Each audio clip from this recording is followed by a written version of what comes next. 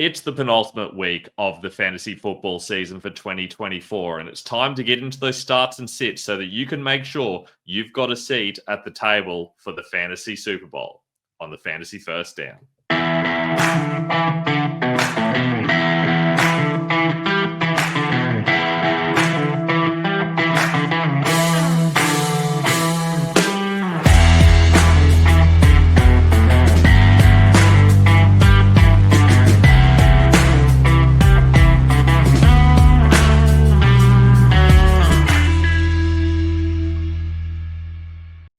I'm Ben Wasley. Welcome to the Fantasy First Down.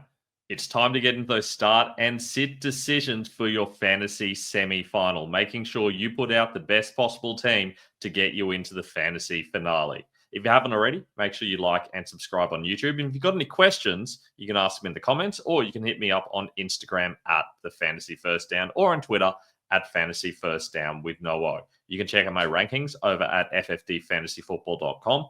And you can also check out my articles over at football.rasball.com. But let's get into the reason we're here. Let's talk starts and sits. And for me, everyone's available except for all of those injured players, obviously. So there's plenty of good quarterback options. Those top five are pretty much locked in. I know it's a little bit scary to start Jaden Daniels against Philly. And I think potentially in a 6-point passing league, I might consider, for example, Baker Mayfield over him. But for the most part, I'm starting those top five no matter what. Baker gets that matchup against Dallas, and they are just trying to air the ball out. They're trying to get Mike Evans those 1,000 yards. They're scoring points like there's no tomorrow. I really like Baker this week. Kyler Murray's a little bit scary, but it's against Carolina.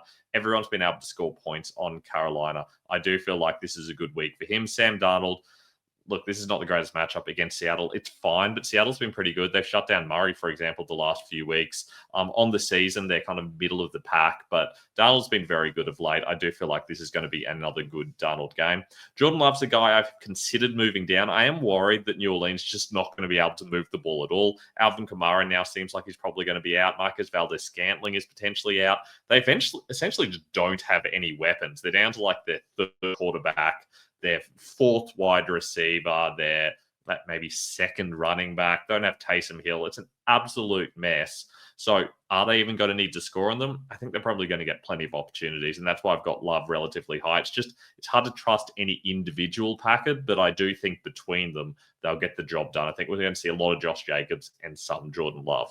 Anthony Richardson gets Tennessee. I feel like he's a solid option this week. Tennessee are like 11th in points scored by opposing quarterbacks, and they've been conceding more as the season has gone on.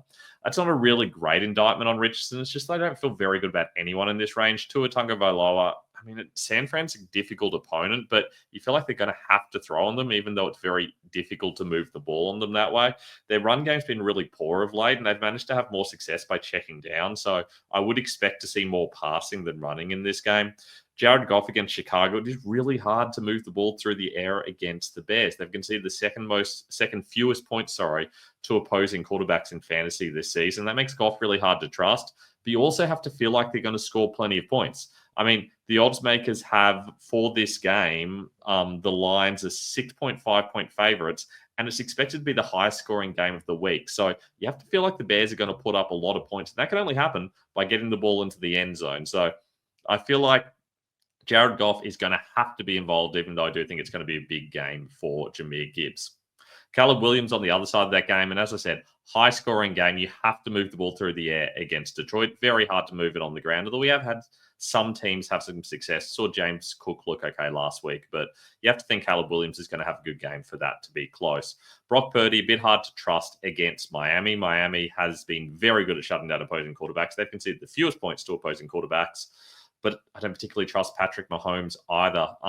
That's mainly due to that injury. He would probably be as high as 9, maybe, if it wasn't for the injury. It's going to limit his ability to move in the pocket and to scramble, and they're two of his biggest things. He's still going to make it work somehow, but when your team's 12-1 or whatever, I don't understand why they're not just shutting him down for a couple of weeks and waiting till the playoffs. That doesn't make any sense to me.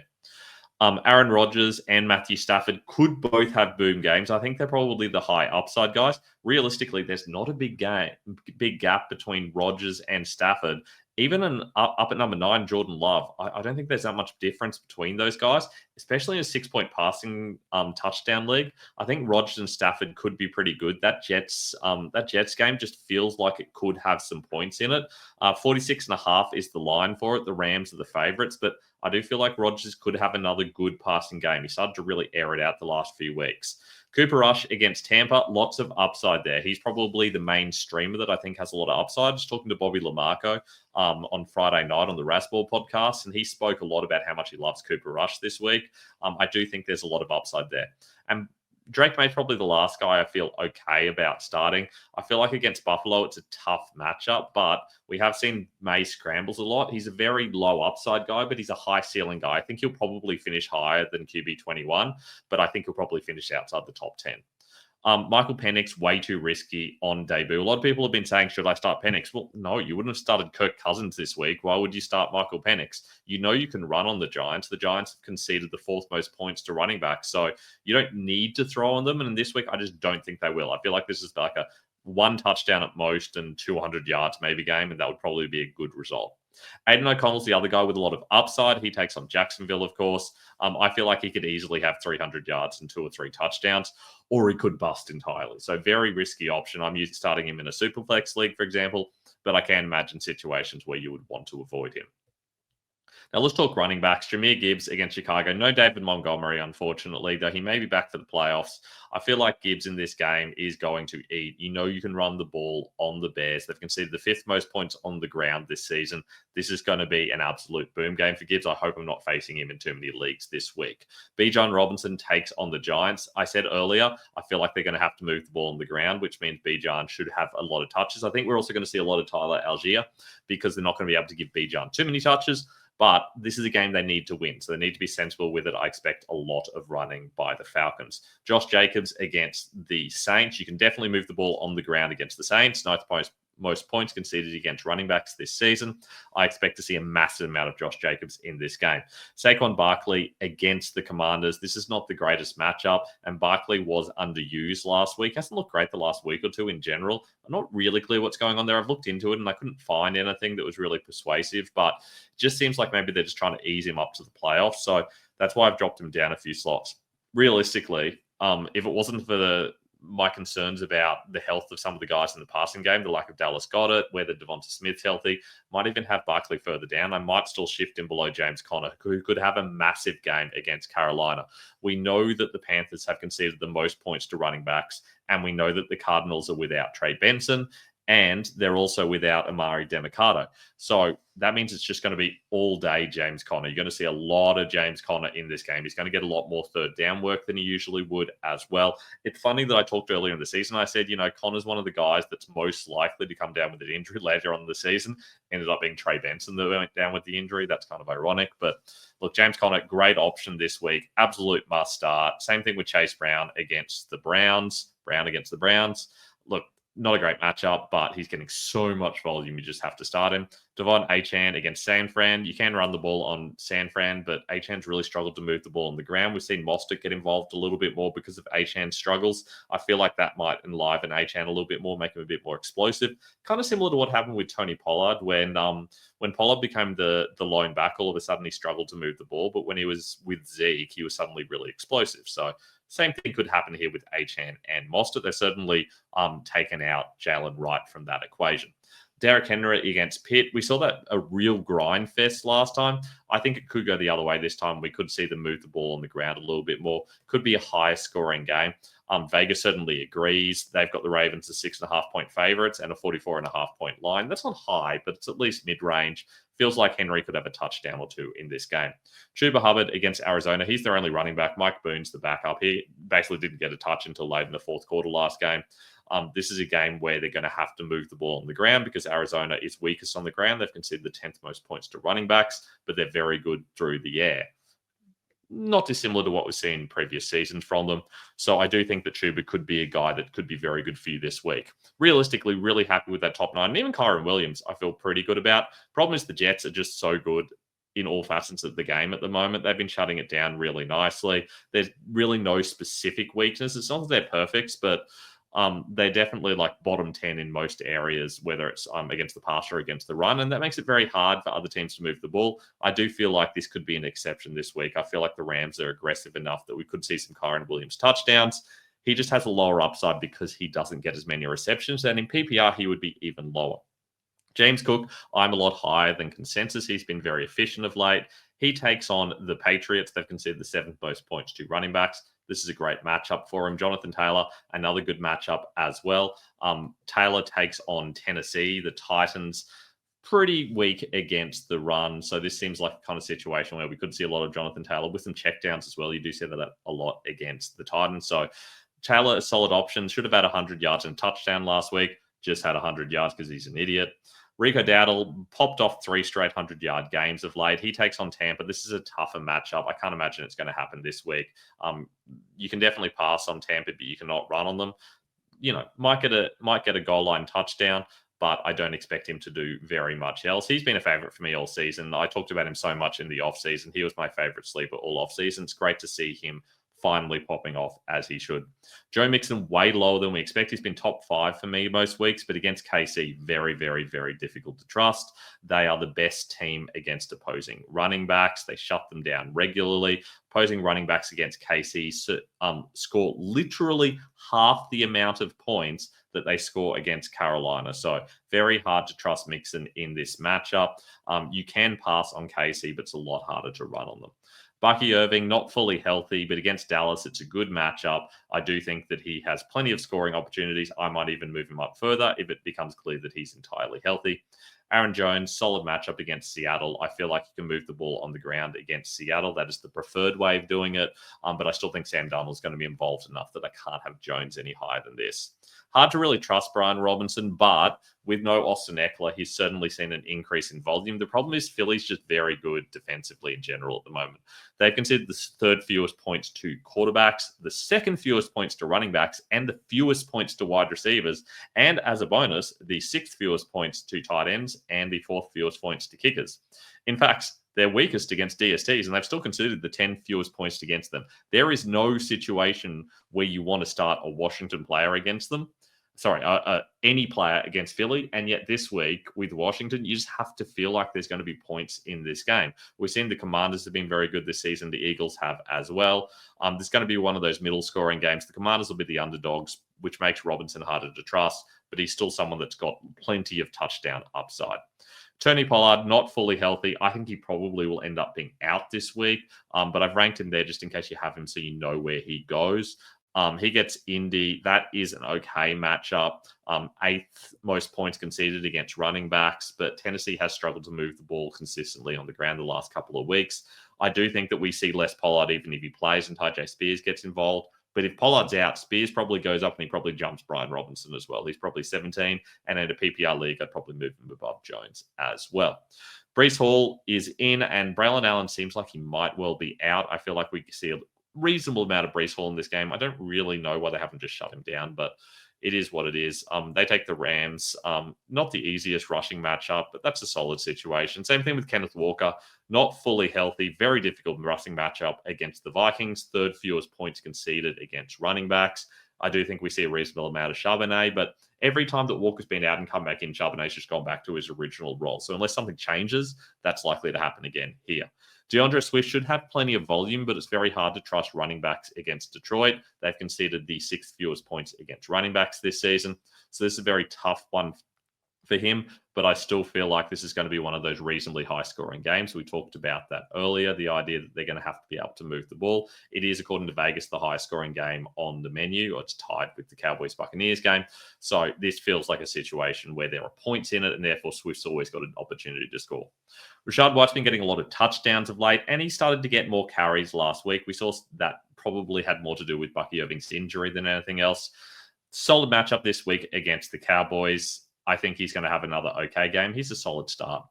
Jerome Ford takes on the Bengals. You don't really want to rush against the Bengals. You want to pass on them. He is the receiving back, but with DTR, are we going to see as many checkdowns? DTR tends to scramble. DTR's Dorian Thompson-Robinson, the new starting quarterback, by the way. He's more of a scrambler than a check down guy, but I still think that Ford's going to be solid. We're just going to see an uncomfortable amount of Donta Foreman, I think. Kendre Miller gets a really tough matchup against the Packers. This is an awkward situation.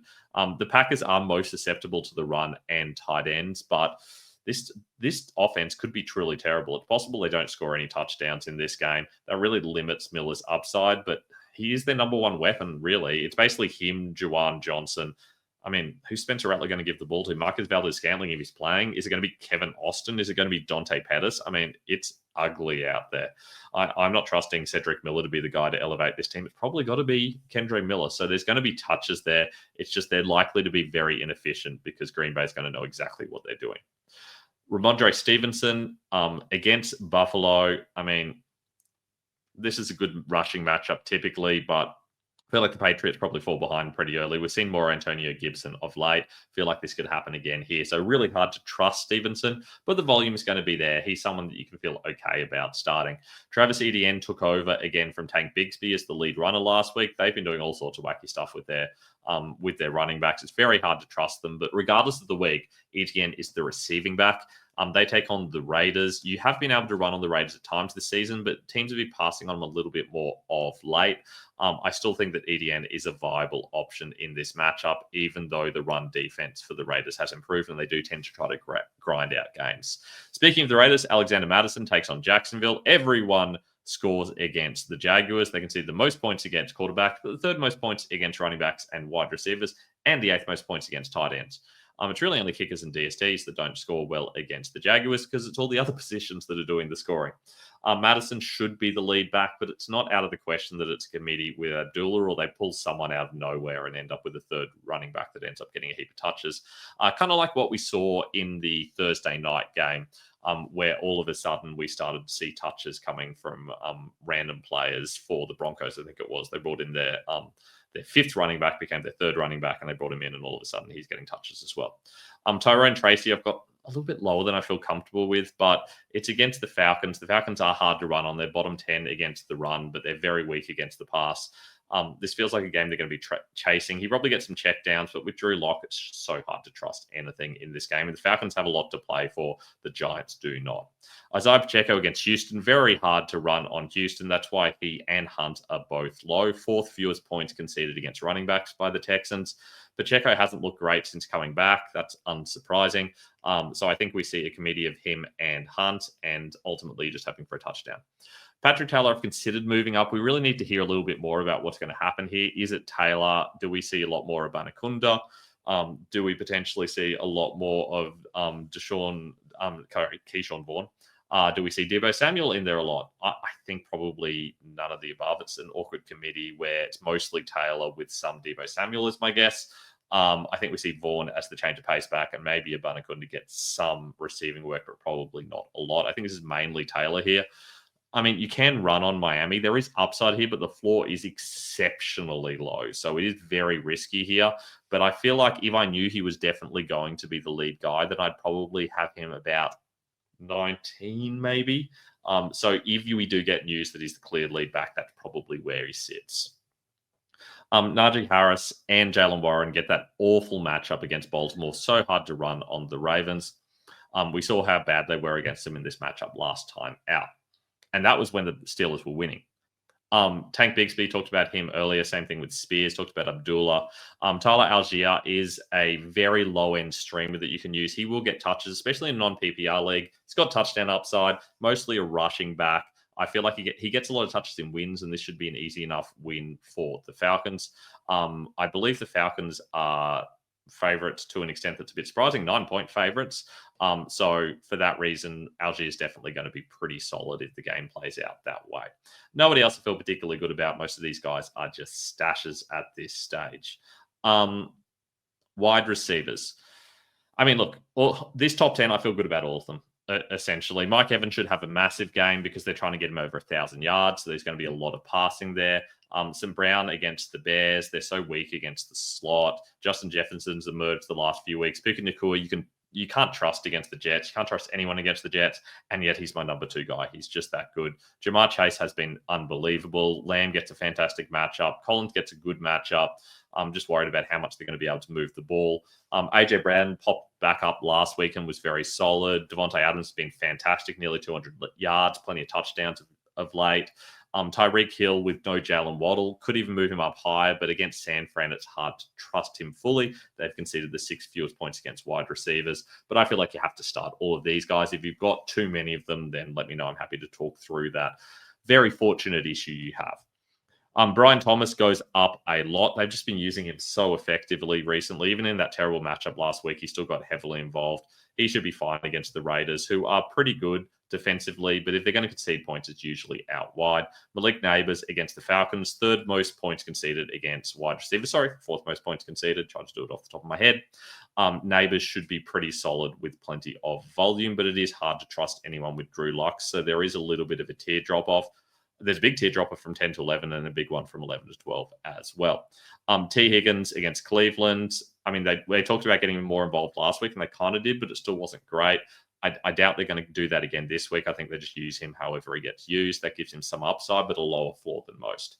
Cooper Kupp against the Jets. You can definitely use the slot guy against the Jets. The Jets have conceded significantly more points to slot receivers than outside receivers of late.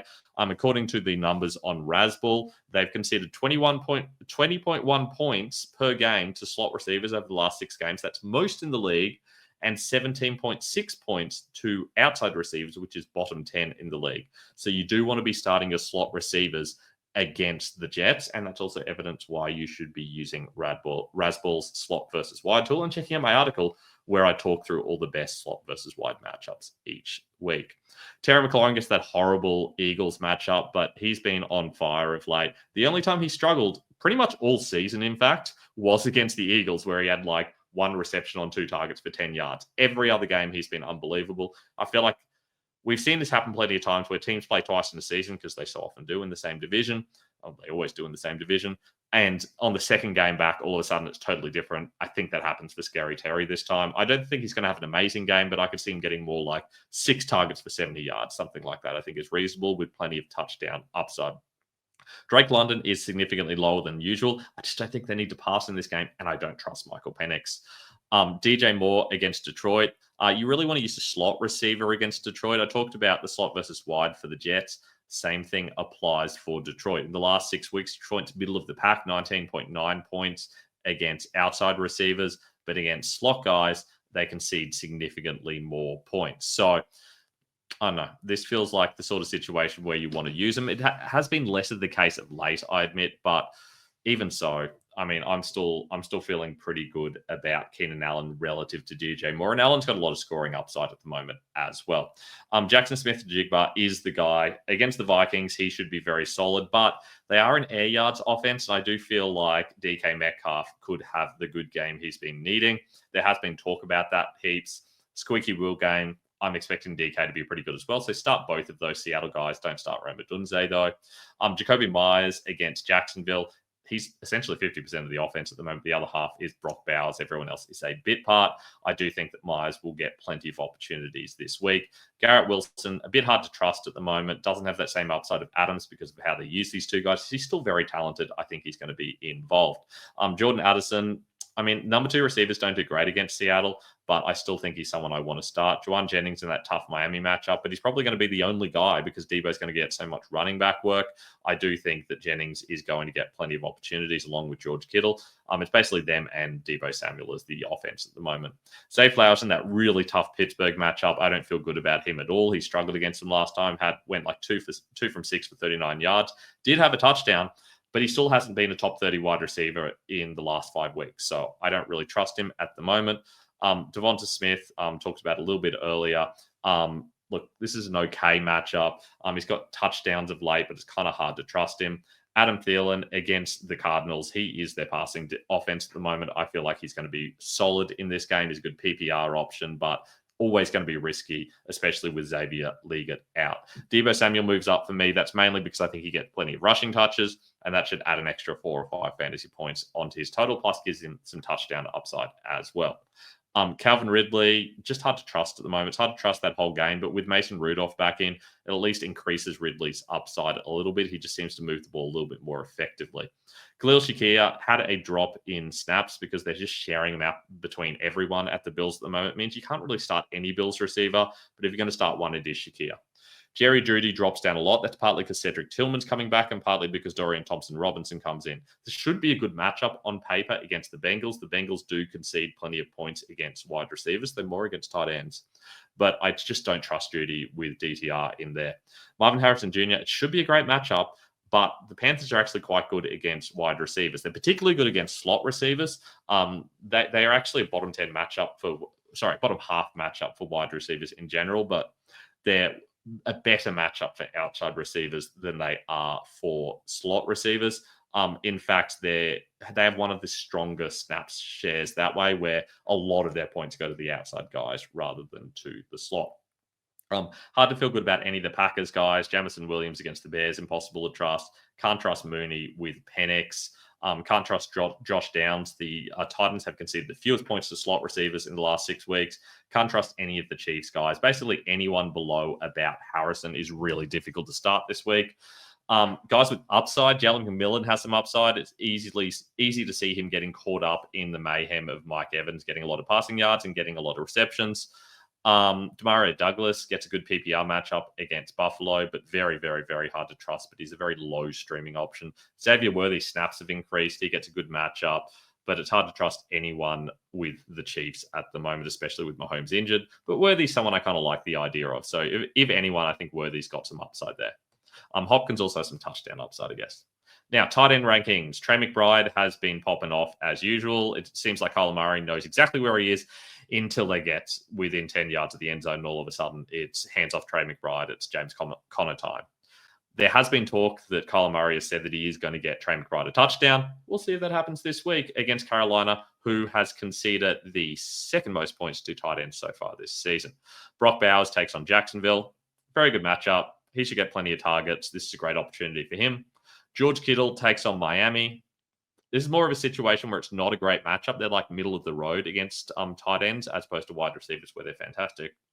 But there's no real other offense here. It's Juwan Jennings, it's Deebo Samuel who are going to struggle in this situation. It's Patrick Taylor, so George Kittle should be the guy against Miami. Janu Smith on the other side of that game, he has been popping off the last 4 weeks. And with no Jalen Waddle, you have to feel like there's a lot of targets coming for him, coming for Devon Achane, maybe Mostert, and of course to Tyreek Hill as well.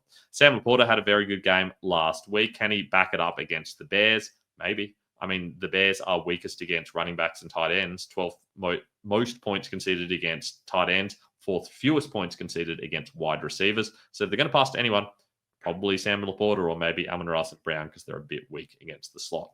Travis Kelce, very hard to trust at the moment. He takes on the Texans, who are bottom 10 in tight end as the tight end opponent. So I don't know. I don't trust him at all, but he's still Travis Kelce. There's still scoring upside. They do get him right occasionally during the season.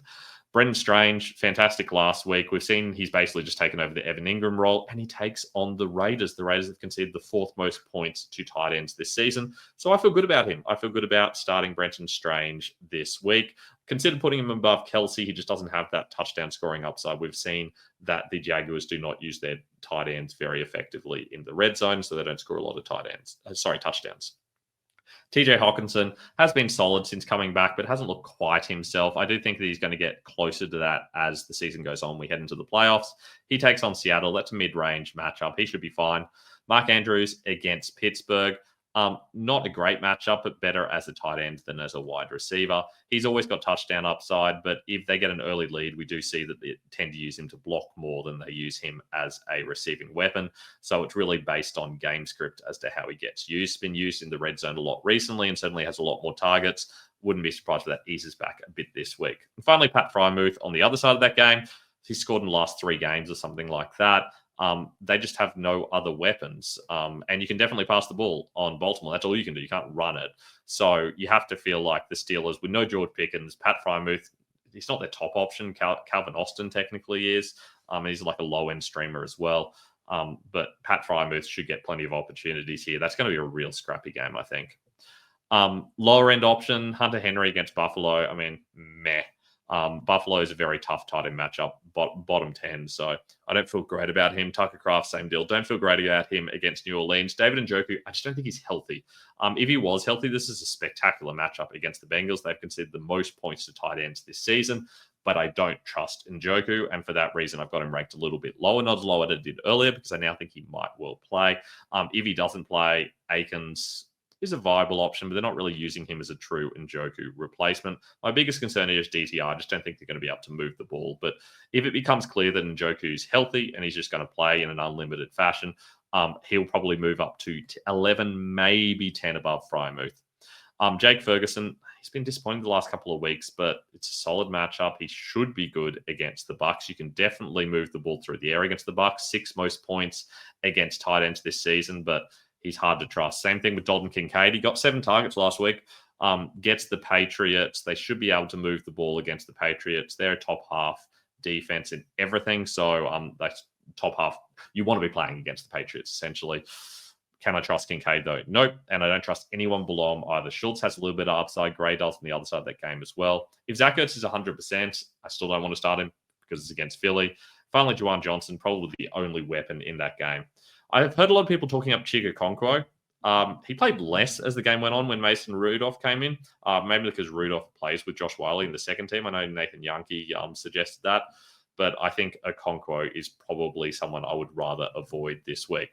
And that's all I've got as fireworks randomly start going off outside my window. Good luck in your fantasy semi-final. Let me know how you go. If you've got any questions, leave them in the comments below or hit me up on Instagram at the Fantasy First Down or on Twitter at Fantasy First Down with no O. Rankings get consistently updated over at ffdfantasyfootball.com. I always do an extra update in the last hour or so. So if you've got any last minute concerns, make sure you check the website. And of course, articles are at football.razzball.com. I'll be back next week for your fantasy finales, your fantasy Super Bowls, your fantasy finals. And I hope that you'll join us for those 3 shows. Please like and subscribe to make sure you don't miss out on any of the content. Plus, we of course have heaps of playoff content as well. I do plenty of playoff leagues, so we'll be talking through those as well. And then, of course, we'll get into the NFL draft as I try to be another top 10 accurate NFL draft picker again this year. I look forward to chatting to you guys next time. Good luck in your fantasy leagues this week.